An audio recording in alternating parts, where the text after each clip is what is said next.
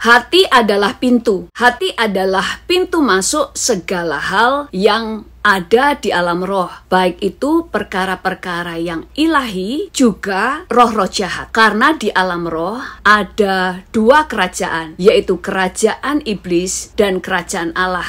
Kerajaan Allah adalah hal-hal yang ilahi atau kerajaan terang, dan kerajaan iblis adalah kerajaan kegelapan atau roh-roh jahat. Kita baca di dalam Wahyu 3 ayat 20. Lihat, aku, yaitu Tuhan Yesus, berdiri di buka pintu dan mengetok. Jikalau ada orang yang mendengar suaraku dan membuka pintu, aku akan masuk mendapatkannya, dan aku makan bersama-sama dengan dia, dan ia bersama-sama dengan aku. Firman ini berkata bahwa Yesus untuk masuk di dalam kehidupan kita, dia perlu untuk mengetok pintu dulu, karena pintu adalah hati kita. Barang siapa membuka pintu, maka Yesus akan masuk dan akan makan bersama-sama dengan orang yang membukakan pintu hatinya untuk Yesus. Kenapa Yesus harus mengetuk pintu dulu? Ada banyak orang yang berpikir bahwa tidak ada yang dapat membatasi Tuhan. Salah, karena ada yang bisa membatasi Tuhan. Pada waktu Tuhan menetapkan bahwa manusia punya hak untuk memilih, maka Tuhan tidak akan melanggar firman-Nya. Itu sebabnya walaupun dia sangat berkuasa dan tidak ada yang bisa membatasinya, tetapi dia membatasi dirinya untuk tidak melanggar hak-hak manusia yang sudah dia tetapkan. Dan kenapa Tuhan harus mengetok pintu adalah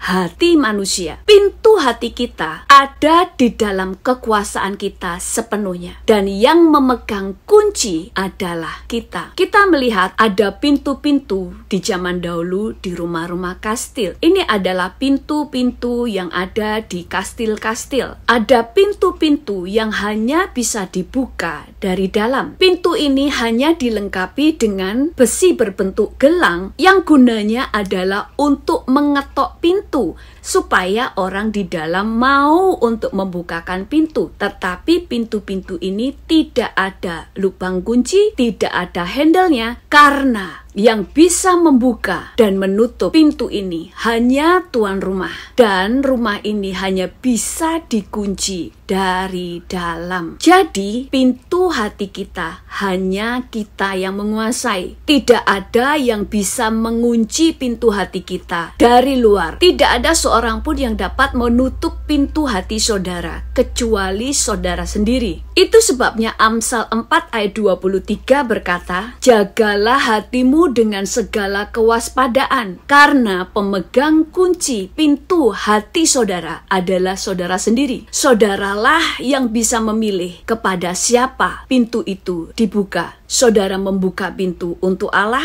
atau saudara membuka pintu untuk roh-roh jahat. Bagian menjaga pintu hati adalah kita, bukan Tuhan. Kita semuanya bisa berdoa, minta darah Yesus menutup bungkus kita. Maka darah Yesus akan benar-benar menutup bungkus kita. Karena firman Tuhan berkata, apa yang kita ikat di bumi akan terikat di surga. Apa yang kita lepaskan di bumi akan terlepas di surga. Mulut kita ada kuasa, di dalam mulut kita ada otoritas. Waktu kita berdoa supaya darah Yesus menutup bungkus kita, maka darah Yesus benar-benar menutup bungkus kita. Pada waktu kita meminta pelayanan malaikat untuk melindungi kita, maka para malaikat benar-benar melindungi kita. Tetapi bagian menjaga pintu hati adalah kita, bukan Tuhan. Itu sebabnya semua dosa selalu dimulai dari hati yang tidak dijaga. Kita melihat bagaimana Kain jatuh di dalam dosa karena tidak bisa menjaga hatinya. Semua dosa selalu masuk lewat hati terlebih dahulu. Kenapa pintu masuk roh-roh jahat bukan di pikiran tapi hati? Saudara harus tahu, pikiran itu seperti sebuah halaman rumah. Pikiran adalah tempat medan peperangan rohani. Selama saudara bisa menang di dalam pikiran, maka hati saudara akan terjaga. Contohnya, misalnya ada orang yang menghina saudara, maka akan terjadi peperangan rohani di dalam pikiran saudara, yaitu apakah saudara mau menangkap perkataan itu dan membiarkan masuk di dalam hati, atau saudara berperang supaya pikiran-pikiran yang jahat, kemarahan, perkataan-perkataan yang menyakitkan itu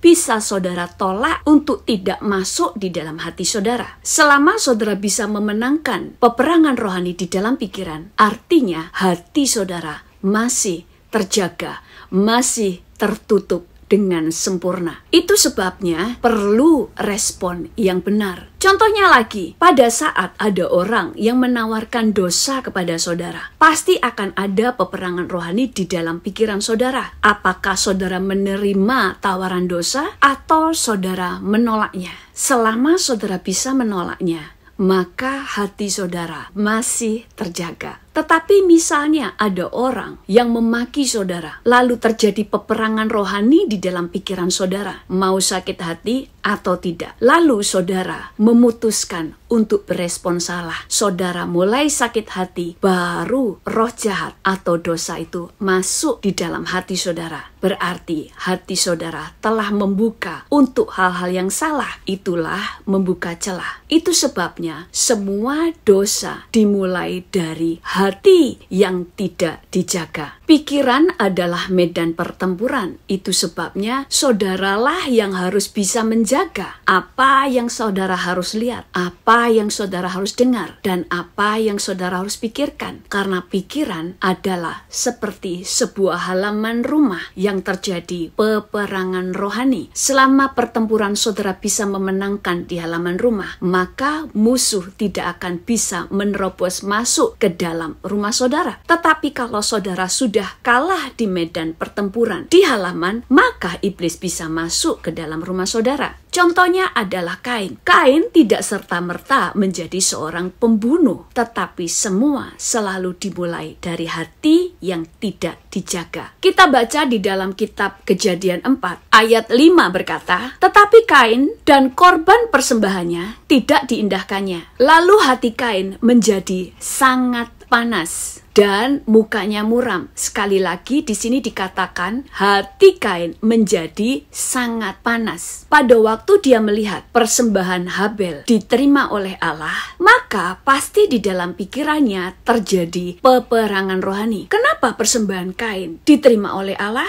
Apakah Allah pilih kasih? Apabila dia tidak membiarkan pikiran-pikiran yang salah masuk di dalam hatinya, maka hatinya akan terjaga dan dia tidak akan berbuat dosa. Itu sebabnya firman Tuhan katakan keinginan yang dibuai akan menimbulkan dosa, yaitu keinginan itu dibiarkan masuk ke dalam hatinya. Kita lanjutkan di dalam ayat 6-7. Firman Tuhan kepada Kain, "Mengapa hatimu panas dan mukamu muram? Apakah mukamu tidak akan berseri jika engkau berbuat baik? Tetapi jika engkau tidak berbuat baik, dosa sudah mengintip di depan pintu. Ia sangat menggoda engkau, tetapi engkau harus berkuasa atasnya." Dosa sudah mengintip di depan pintu. Pada waktu dia membiarkan pikiran-pikiran dia mengalahkan pikiran yang benar, sebenarnya dosa mulai mengintip. Dan pada waktu dia mulai meresponi pikiran yang salah, roh jahat itu mulai masuk. Itu sebabnya Tuhan berkata, engkau harus menguasainya. Maksudnya apa? Engkau harus menguasai pikiran-pikiranmu itu. Engkau juga harus menguasai hatimu, sehingga hatimu tidak membuka celah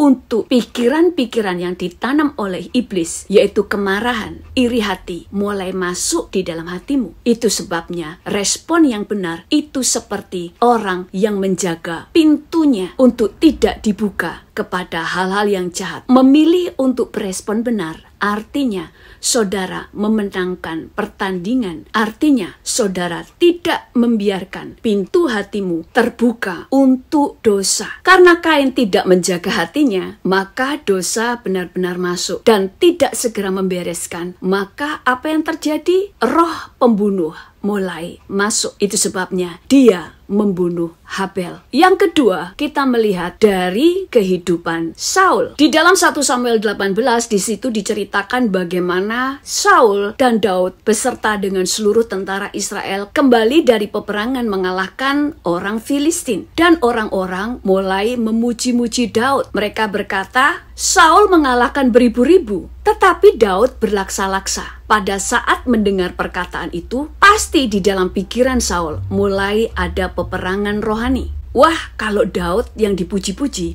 bisa-bisa orang-orang akan menyukai Daud dan akhirnya orang-orang akan membela Daud dan mereka akan menjadikan Daud raja dan sebagainya. Ada banyak pikiran-pikiran negatif yang ditanam oleh iblis dan dia harus mengalahkannya. Tetapi Saul tidak mengalahkan peperangan rohani yang ada di dalam pikirannya. Dia justru berespon salah. Dia membuka pintu hatinya terhadap dosa, terhadap kemarahan. Kita baca di dalam 1 Samuel 18 ayat yang ke-8 berkata, lalu bangkitlah amarah Saul dengan sangat dan perkataan itu menyebalkan hatinya, sudah kena di dalam hati. Selama masih di pikiran, itu masih peperangan. Tapi kalau sudah kena di dalam hati, maka perlindungan di dalam dirinya sudah mulai roboh. Seharusnya dia bisa menolaknya dengan memikirkan hal yang baik. Itu sebabnya Tuhan mengajar kita untuk memikirkan hal yang baik. Saudara bisa tersinggung, saudara bisa panas hati, tetapi saudara harus cepat-cepat menguasainya. Jangan sampai hati yang panas dan kemarahan yang menguasai saudara. Pada waktu hati saudara sudah sangat panas, sangat marah, artinya kemarahanlah yang menguasai saudara. Dan kita tahu pada waktu Saul membiarkan hatinya yang panas itu tidak segera dia bereskan, saudara semuanya tahu pada akhirnya seluruh hidup Saul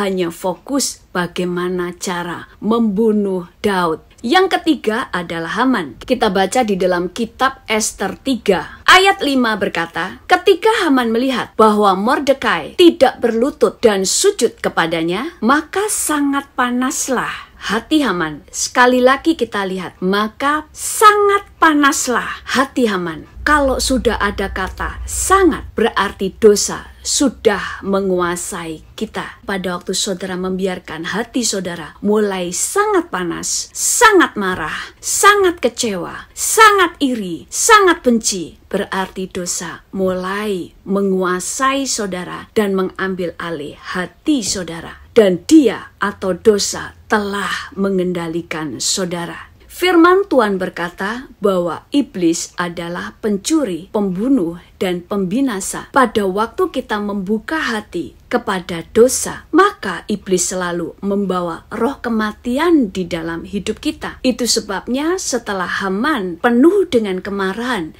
dan tidak segera membereskan hatinya, maka dia membuat tiang gantungan karena dia punya rencana untuk menggantung Mordekai di tiang gantungan yang dia buat. Bahkan dia tidak hanya merancangkan untuk membunuh Mordekai, tetapi dia akan membunuh semua orang Yahudi. Itu sebabnya firman Tuhan katakan, orang yang membenci, dia adalah seorang pembunuh. Kenapa? Roh kematian akan masuk di dalam hatinya. Itu sebabnya Kain, Saul, Haman, mereka menjadi seorang pembunuh. Saul bukan tidak membunuh Daud. Dia hanya tidak berhasil membunuh Daud karena Daud adalah orang yang diurapi Tuhan. Demikian juga dengan Haman. Dia tidak berhasil membunuh Mordekai dan orang-orang Yahudi lainnya. Tetapi kita melihat mereka semuanya membawa roh kematian. Bukan hanya dikuasai untuk membunuh orang lain, tetapi mereka telah membunuh dirinya sendiri. Kita lihat Kain pada akhirnya meninggalkan Tuhan. Demikian juga dengan Saul dan Haman. Mereka semuanya mati